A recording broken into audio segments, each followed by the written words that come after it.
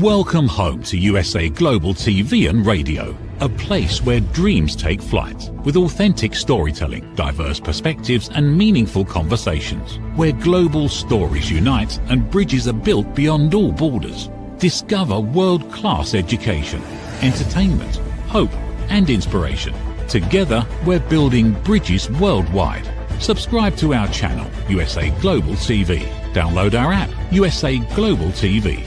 Be our guest or join our team. Visit usaglobaltv.com. Thanks to our founder and executive producer, Dr. Jacalyn Kerbeck. Music score by Yeffy Tang from Cloud Road Music. Voiceover artist Mike Porter. Creative direction by Paul Garcia. USA Global TV and Radio, your home for global connection. All rights reserved. This video and its contents are the exclusive property of USA Global TV and Radio. Unauthorized use, duplication or redistribution in any form is strictly prohibited. Hello.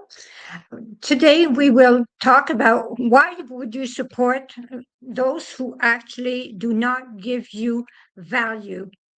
This is a question that we always ask ourselves. People want for us to support them while they do not support us. We have an expert today on a woman's prerogative, Dr. Jacalyn Kerbeck, who is the co-host and also the owner of this station. You can follow us on the YouTube channel, on Women's Prerogative, on our YouTube channel, USA Global TV and Radio, and on Dr. Jacalyn Kerbeck's channel also for A Woman's Prerogative and other shows. So today the channel is about a woman's prerogative. Why would you give short your value? So thank you and welcome to our wonderful co-host, Dr. Jacalyn Kerbeck. Thank you so much, Reverend. It's a pleasure to be here today with you discussing this topic. It is a topic that you are an expert. So let us plunge in the topic. You wrote a book, a very interesting book, Stop Giving Away Your Value. So could you please talk about your book and explain about giving away your value? Absolutely. We have the same amount of time in every day, every person. And many times we get to the end of the day and we feel like we haven't accomplished anything because we spent so much time doing things for other people or just giving away our services because we don't think we have the right to ask. And it can even be within a family. It can be with family members who consistently are reaching out. They just want to have a conversation. Maybe they're at a different stage of life than we're at. Maybe they have more free time. And what ends up happening is we can end up feeling resentful. I gave all this time, I did all these things, and then I didn't get what I thought I was going to get in return. So I wrote this book, and again, I just show a photo of it, Stop Giving Away Your Value. And it addresses boundaries, pricing, and the business of respect. And part of the reason that I wrote it is as business owners, we are consistently being asked to do things for free. Do you have a free download? Can you work with me for free? Do you have a 20-minute consultation? Do you have an hour?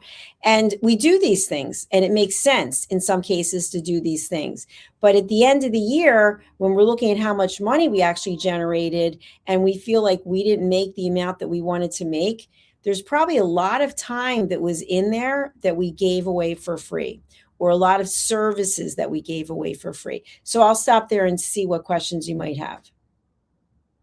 Well, I was thinking about the fact that people do think we should do volunteer work because we are business owners, and the difference between the volunteer work and helping others and taking care of our business. What do you think about those three things? They are different, but at the same time, how do we manage those? The volunteering is something that I actually learned from an executive director of a non-for-profit, of a charity. I started volunteering. I was running support groups. I was raising money. I was doing the events that they have. And I'll never forget this. I met with two of the people from the office at a lunch, and the one person said, we love the fact that you are volunteering so much, but we're a little concerned that you're going to get burned out. And I said, burn out? What are you talking about? I'm not going to get burned out. And lo and behold, I did get burned out because I was spending so much time giving and giving and giving, especially in a charity capacity. And you might identify with whatever it is that the charity represents. Maybe it happens to you, or maybe it's happened to someone in your life. And then what you find is you're surrounded by that all the time. So if you think about dementia, for example, and maybe you've had someone or have someone in your life, or you have dementia, and then all day you're surrounded by people who have dementia. At some point, you might feel like you need a break. So there are boundaries, even when it comes to philanthropy and to giving back. And so what I always suggest is that you look at the 24 hours in a day. Obviously, giving back is very important. It's always important to help other people. And then running your business and being successful is also important. What I've seen, Reverend, is sometimes people will spend more time in the giving back than they will in the growing of their business, because they don't actually want to do what's necessary for the business. So they do what I call hiding. We hide in things that come to us relatively easily, and we justify it by saying, well, I spent a lot of time giving back. You did, but you're also a business owner, and you have a responsibility to your business, to your clients, to your employees. And what do you think about the fact that some people measure their day like a pie? So they take 33% of their pie as this, another 20% as that, another 10%. And finally, they realize there's only like 3% left for them. What do you think about this way of looking at their day, their life? We talk a lot about women that do that. So what are your thoughts about the piece of pie? I think it's going to be a situation that does not work for too long, because if you don't take care of yourself, then nothing else matters. And it doesn't matter what it is that you're doing.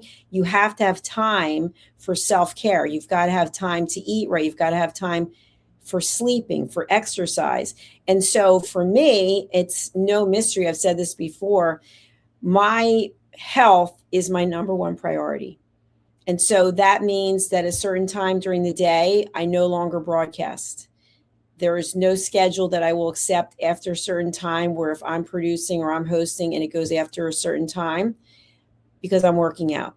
And that's a priority to me. And some people don't understand. They'll say, well, you could fit this in and fit that in. No, I'm not fitting anything in, because my health comes first. So I think we have to come first. It's almost like in a relationship or a marriage, you as the person are the individual. Then the relationship comes next, and then the children and the in-laws and so on and so forth.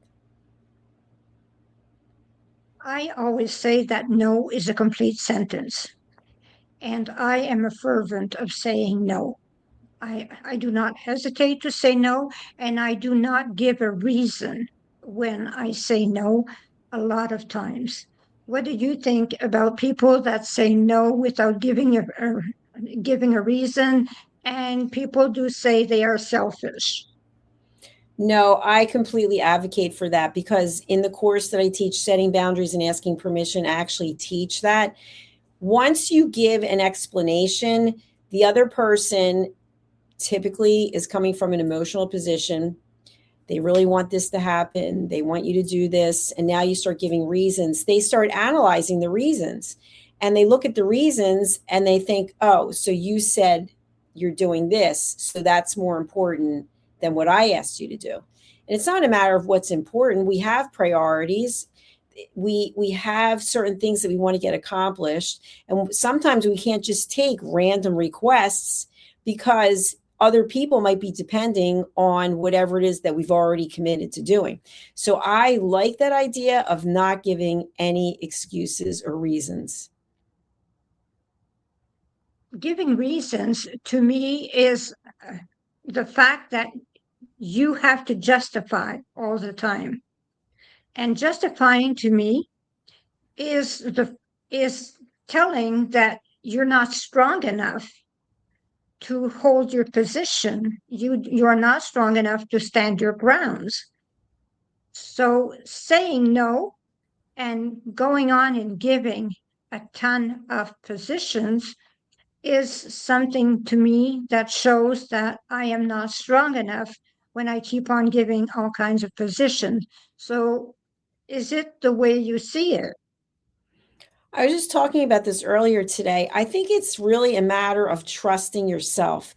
We are so afraid of hurting other people's feelings or missing out on something that people will get into a pattern where they say, yes, yes, I'll do that. Yes, I'll be there. Yes, yes, yes. In the meantime, they have this feeling of resentment, of loathing. Why did I agree to do that? How am I going to get out of it? And then you create even more of an issue for yourself. So, what I really feel is in your heart, you know, if it's something that you want to do, you know, if it's something, whether it's really not in alignment with what you had planned, but you're open to doing it because you feel there's a greater good. But other than that, I think making a commitment to do things that you don't want to do is you're not trusting yourself. You don't believe enough in yourself to say, I'm not going to be able to do that. Thank you for the invitation. Unfortunately, I won't be able to attend.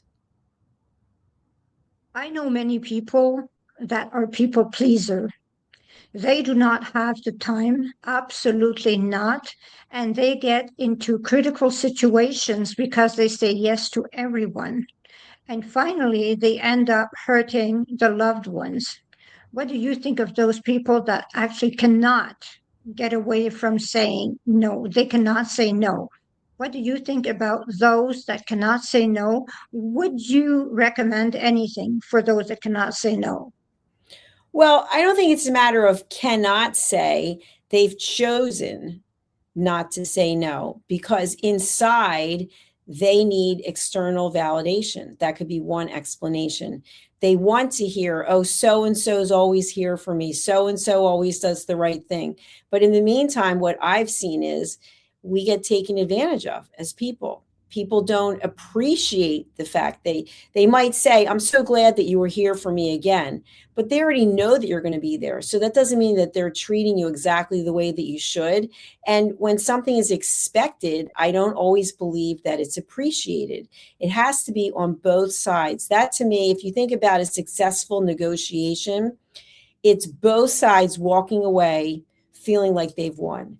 So if you are a people pleaser and you're consistently saying yes, yes, yes, you're going home and saying no, no, no, and you're feeling angry and upset. So what I would suggest is that you practice turning down invitations and seeing how it feels. And when you feel uncomfortable, what is it about that that makes you feel uncomfortable? So one of the things might be, oh, I'm afraid I won't get invited to any events.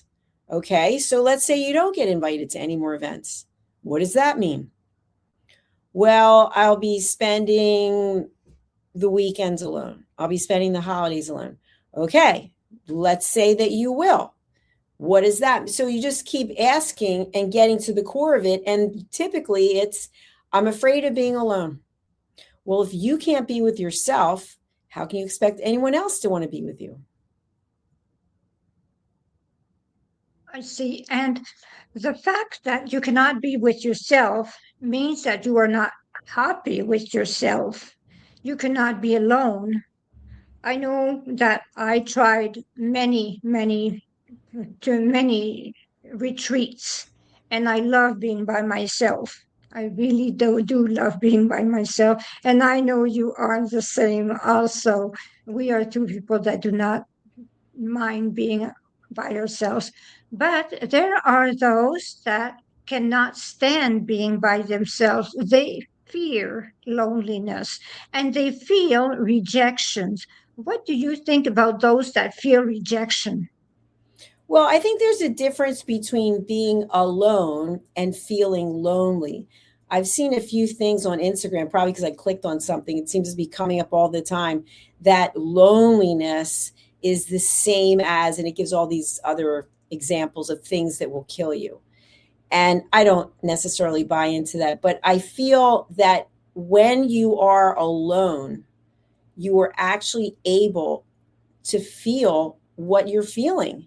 You don't have to be someone else. You don't have to put on a hat, put on a role. You actually are alone with who you are, and you get to know yourself. You know what you like. You know what doesn't resonate with you. And so to me, you're adding more value, because I feel like if you are in a relationship, a friendship, a business situation where you're always saying yes, at some point, the truth is going to come out that this is not what you wanted to do. And it's almost like the trust that you had in the relationship where you thought both parties were happy was based on a complete falsehood, because you were just unable or unwilling to say, this is not something I want to do. But the good news is there is help for people who are interested in learning how to do that. With your book, maybe we can go to an ad and look at your book. Absolutely. We will take a look. The one thing I want to share is I have a new book coming out, which is called Stop Why Knowing Isn't Enough. When we have the information, but we don't actually act upon it. And now this book is already out in the marketplace. It's called Stop Giving Away Your Value. Let's take a look. How much of your value have you been giving away? Saying yes when the answer should have been no? Lowering your price to secure the opportunity? Giving more while receiving less? Over time, it adds up. Until one moment brings clarity, you've been giving away your value. This is not about working harder. This is not about doing more. It's about boundaries. It's about pricing. It's about respect. From Dr. Jacalyn Kerbeck comes a direct and necessary message. Stop over-delivering. Stop underpricing your expertise. Stop negotiating against yourself. Because when you recognize your value, everything changes. Stop giving away your value. Boundaries, pricing, and the business of respect. Available now wherever fine books are sold and on Amazon. A film by USA Global TV and Radio. Executive producer Dr. Jacalyn Kerbeck. Videographer and cinematic production Paul Garcia. Voiceover by Ed Wargas. Stop giving it away. Start owning it.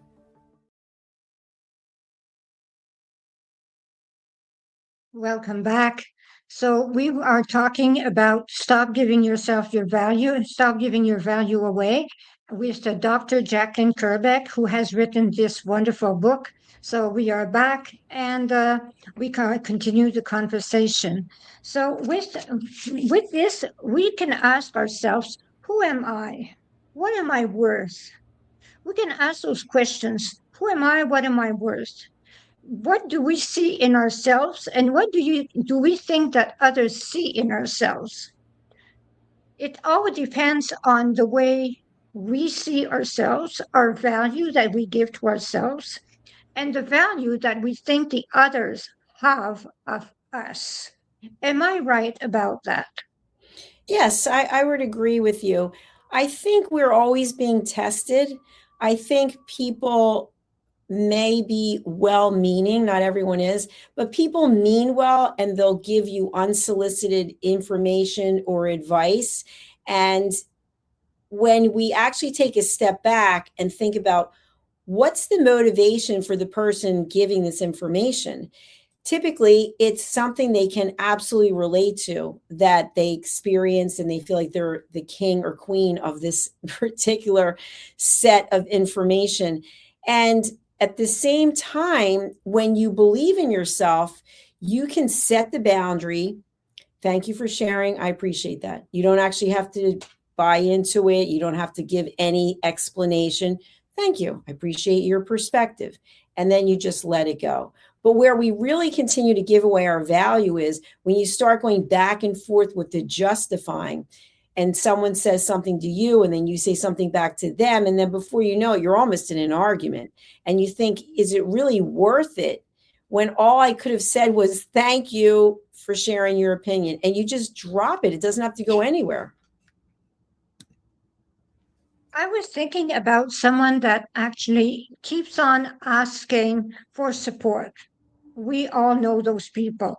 They ask for support, ask for support. We know hundreds of those people. They ask for support from us. And when we ask for their support, they are never there to give support. So it is always a one sided track thing. So, what do you think about those people that always ask for support but are never there to support a person that will need support once in a while? I think that relationships are not always equal. And there are times when we are in a mentor role, someone looks up to us or someone admires something that we've done and they're looking for some support. But when it's ongoing, there has to be a boundary. And the boundary, if it's in business, it has to be, I'm really glad I was able to have this conversation with you. Going forward, should you need some additional support, you can go to my website or you can let me know how to bill you. I charge X. People are uncomfortable with that. And I'll never forget, I was speaking to this woman who does coaching and charges 4 figures an hour, and mentioned that she has drawn the line with friends. So they may go out for a social event and the friend might say, well, this is happening and that's happening. And what do you think? And she finally said, this is no longer two friends having a conversation. Now you're asking for my expertise. That's business. I'm going to have to charge you. And I said, do you still have people going out with you? And she said, yes, I do. But they know we have certain limits. Once they're asking me for my professional opinion and guidance about their life, now I'm going to have to charge. And I really admire that. And I think personally, if a person was taking phone calls all day long from family and friends, you're not going to get anything done. So you actually have to set aside a time when you can have these conversations. And what I do is, and believe me, it was not too popular when I started, is you've got to have an appointment because I want to give you my undivided attention. But I can't do that when I'm broadcasting, producing, working out. I'll see at the gym, so many people will bring their phones. I do not bring my phone when I'm working out. I want to be away from my phone. But people will be on the phone. They're on the phone in the bathroom having conversations. Then they're on the phone on the treadmill. This is not even safe to do. But there's no boundary. Now, I can see if you're a doctor and you're on call and in any moment but these people are not doctors on calls. So that's what I think, that we have to have a boundary for ourselves, both personally and professionally. You are right about those things because I am stuck with the same problem all the time. People call me, they ask for my advice, which I do not give most of the time because they can solve their problems, their issues, they can. But they call me and even if I say, take an appointment, they will go on and on and on. And I have to I have to stop the call. I have to say, I have to hang up because I am busy. And I know it is the same for you. The problem is often because they are not used to us setting boundaries. And when we set boundaries, they start saying to the others, well, look at how she has changed. What do you think about that one? I think that's so true because they're uncomfortable with your behavior because they're so used to behavior being the same way. And it's, oh, I call you on the phone, you drop everything, and then you and I are having a chat. But while that's going on, you're not able to do whatever it was. Now, not everyone is structured and disciplined. I find in business, you need to have structure and discipline. I'm very structured and disciplined in my life. And so there are very few variables that I will let distract me, but I will plan time for distractions if necessary. So one of the things that I recommend is when someone is having an emotional breakdown, for example, they're calling you on the phone, you answer the phone and they don't say, Reverend, is this a good time? I need to just let you know everything that's going on. It's going to take about 20 minutes. They just go, oh, blah, blah, blah, blah, blah, blah, blah. You're like, oh, why did I pick up the phone? But you pick it up because you see the name or you know the number. But they don't actually show the respect because they're not used to it. So you treat them as though you're educating them. Going forward, this is how it's going to be. I'd love to speak with you. Unfortunately, this is not a good time. As soon as you say you're busy, like you mentioned busy, as soon as you say they're like busy, what do you mean you're busy? I'm calling you with a crisis right now. I broke my nail. I don't know what to do. And I need to talk to you about it. My manicurist is not available. I'm going to this. I mean, it could be anything, right? Anything. And they start to get more and more and more upset. You can be drawn into that energy. And now all of a sudden you're all upset. You know more about energy than I do, Reverend. You don't get drawn into it. You listen. I'm very sorry. You say the same thing again. Unfortunately, this is not a good time. How about if I call you back tomorrow? Tomorrow? What do you mean tomorrow? What am I going to do between? I'm very sorry. You say the same thing in the same tone. And then you might even have to hang up. But I guarantee you, they're going to call someone else. It's just going to be dial a friend, dial anyone. Maybe they'll put on social media, broken nail. What should I do? Because they are not in control of themselves. But that doesn't mean that you have to get drawn into it. It is difficult to talk to someone that is extremely emotional. It is a difficult situation.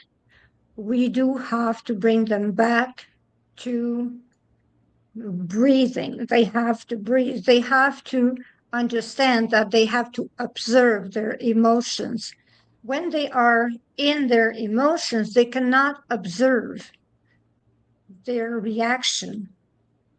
We have to bring them to observe their reaction because we have to show them, is the reaction justified? You are talking about a broken nail. And I know you are not exaggerating because it does happen. It is as bad as that. People can call us for something absolutely delirious. But we have to bring them back to observe their emotions. It's And very it takes, true. yes, it takes 2-3 minutes. And then we can hang up because we brought them back to observing what they are doing without being mean. But the thing is that we have to say, we have to hang up. We really do have to hang up. You are right about this. I love your book. Your book is something to read because boundaries are set. Knowing your value is set. Knowing who you are is there. Understanding what you are and what you mean is in the book, explained in the book. So, what do you recommend for those that are asking themselves, who am I to decide what is my worth? We all have worth, we all have value. And if you're talking about in a business aspect, I've seen things that have completely surprised me where people don't have any degrees or certifications and they're charging 3 or 4 figures an hour. But they have life experience and all they need is for someone to believe in them. And I've shared this before, but it warrants being repeated. I remember taking a training and the hostess of the training brought in various speakers. And one of the speakers just happened to mention that they charge $125,000 an hour. And I was shocked, completely shocked. And the philosophy of this person was they only needed one client. All they needed was one client because that's what they wanted to make. So if they could have an impact on one person to sign up, and they got 6 people to sign up. So it can be based on your experience. It can be based on your education. But what it really comes down to is willingness to pay. And I learned that at the Wharton School Chief Strategy Officer. Willingness to pay. What is someone's willingness to pay for your service? If you are charging $0 for your service, people will probably not be willing to pay you if you change from $0 to something else, unless they understand the mind shift, the mindset. Why are you going to it's free to now there's a charge? And it's the same thing in a personal relationship. If you're always there for someone and now you're setting a boundary, it's not going to go over well. It's not going to go over well because they're so used to you always being available. So now by setting the boundary, you are teaching someone respect. They have to respect you or not. They don't have to. They could say, you know what, that person is this, that, and the other, make a judgment. But I think in terms of each person setting their own value, do some research. Do some research of what other people in the industry are getting. It's almost like when you're selling a home or buying a home. Look at the comps, the comparables, and see what are they going for, and then figure out where do you fit. It happened to me that I charged a certain amount, and a person came to me, had their interview with me, and when it was time to pay, they gave me 25% of the amount. And I explained that that was not the amount that was to be paid. And that person told me, well, that is what I am willing to pay you because that is what I think you are worth. I explained to him, you do not know what I am worth at all. So go see someone else from now on, because you will see that somewhere else you will pay 10 times my value. And that person this week called me to have an appointment. Do you think I booked the appointment with that person? No. Good Certainly for not. you for setting boundaries and standing your ground. That's tremendous. And something else you just mentioned, when there is an agreement, I like to put everything in a contract so it's very clear, but there are verbal agreements that people make, and that is your word. So regardless, it's like if you go to a restaurant and you have whatever you order, let's say you order a piece of salmon, that's what I would order, and the salmon is not very good, right? You see it on the menu, whatever the price is, and it's not very good. You have an option where you can say, this isn't cooked the way I'd like it to be cooked. Can you have the chef come out, or can you redo it? Or you're just going to eat it and not say anything, right? So you know what your options are. When you have a contractual agreement that's verbal or written with someone and you provide the service and then they say, I'm only going to pay you this, that says something about them. They made an agreement. They understood, here's the amount of money I charge, and this is the service. I provide 1 hour, 50 minutes, whatever it is. And so if they don't like the service, then they don't have to come back. But they pay what was agreed. And maybe sometimes it's a case of expectations. I know for a fact in the therapy industry that it's 50 minutes in most cases. It's like a massage. It's 50 minutes. And then people want another 10. Well, no, you can't have the 10 because that goes into the next person. It's like here our shows are 40 minutes. Oh, people push it to 50 minutes. Well, then the next person, so we have to maintain the boundary, but I think you did a phenomenal job. Congratulations. Thank you. Thank you very much. The thing is that being a medium is difficult for people to understand. They want you to predict the future. They want you to tell them where your grandmother hid the money. The money. They want things that are not supposed to be. They do not understand that when you talk to the dead, you actually talk to an energy form that does not understand money. They do not understand those kind of things. So what happens is when you have an appointment with someone and they ask questions, you have to tell them you are not there to ask questions. The deceased will give you the answers that they want to give you. You cannot ask questions to the deceased. They are here for a message. They will give you the message, and it might not even be the deceased that you want that will come to see you. That is the way it works. I have a woman, I have to tell that anecdote.